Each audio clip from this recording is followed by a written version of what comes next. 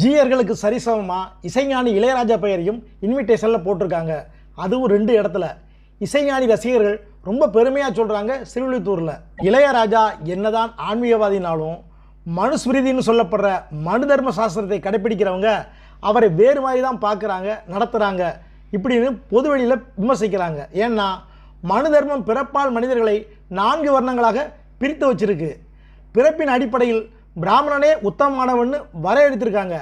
சத்திரியன், வைசியன், சூத்திரன் ஆகிய 3 வர்ணங்களும் பிராமணனுக்கு கீழே தான்.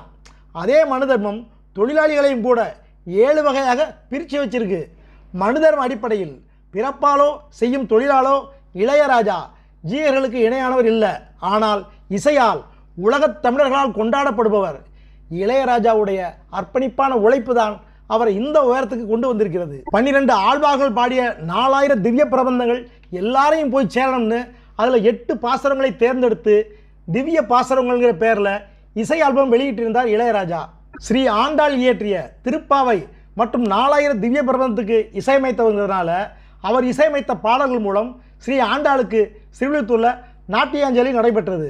அந்த நிகழ்ச்சியில் கலந்து கொண்டு சிறப்பிக்கிறதுக்காக வந்திருந்தார் இளையராஜா. அந்த அழைப்பிதழில்தான் நாராயண ராமானுஜ ஜீயர் சுவாமிஜி மற்றும் சடகோப ராமானுஜ ஜீயர் ஆகிய 2 ஜீயர்களுக்கு அடுத்து அதே எழுத்துருவில் இளையராஜா பெயரும் போடப்பட்டிருந்தது. பகவத்கீதையில் ஸ்ரீகிருஷ்ணர் 4 வர்ணங்களையும் நானே படைத்தேன். 4 வர்ணங்களும் இயல்பின் அடிப்படையில்தான், பிறப்பின் அடிப்படையில் இல்லை. ஒருவனுடைய செயலினால் மட்டுமே பிராமணனாக, சத்திரியனாக, வைசியனாக, சூத்திரனாக அவன் அறியப்படுகிறான் என தெளிவுபடுத்துகிறார். காலப்போக்கில் மதங்கள், ஜாதிகள்னு எல்லாம் புகுந்து வெவ்வேறு அர்த்தங்கள் கற்பிக்கப்பட்டு நடைமுறைக்கும் வந்துவிட்டது கொடுமைதான். ஸ்ரீவில்லிபுத்தூர்லேயும் ஒரு கொடுமை நடந்துருச்சு. ஜீயர்கள் கூட பேசிக்கிட்டே ஆண்டாள் கோயிலுக்குள்ளே போன இளையராஜா கருவறைக்கு முன்னால் இருக்கிற அர்த்த மண்டபம் வரைக்கும் போயிட்டார்.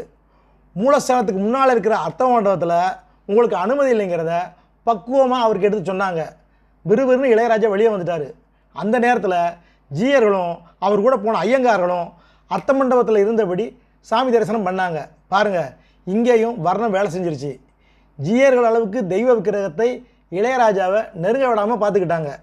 ஆனால் கோயிலுக்கு வெளியே வேறு மாதிரி பேச ஆரம்பிச்சிட்டாங்க. இளையராஜாவை எப்படி கோயில் கருவறைக்குள்ளே நுழைய விட்டாங்கன்னு நடந்த சம்பவத்துக்கு கண் காது மூக்கு வச்சு பேசினாங்க.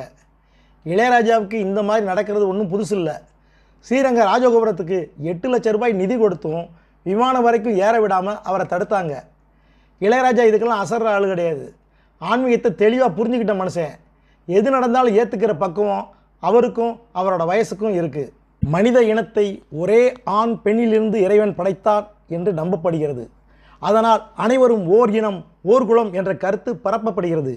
நடைமுறையிலோ தெய்வ சன்னதியில் பிறப்பின் அடிப்படையில் வேறுபாட்டினை தீவிரமாக கடைபிடிக்கிறாங்க.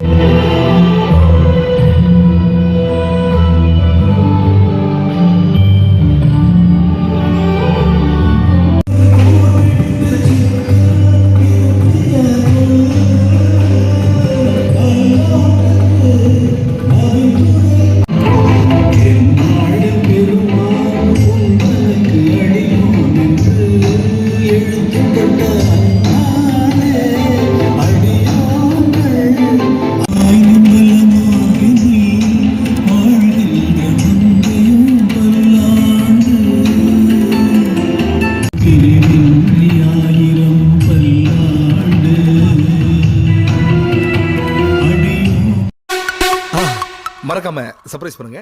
தேங்க்யூ.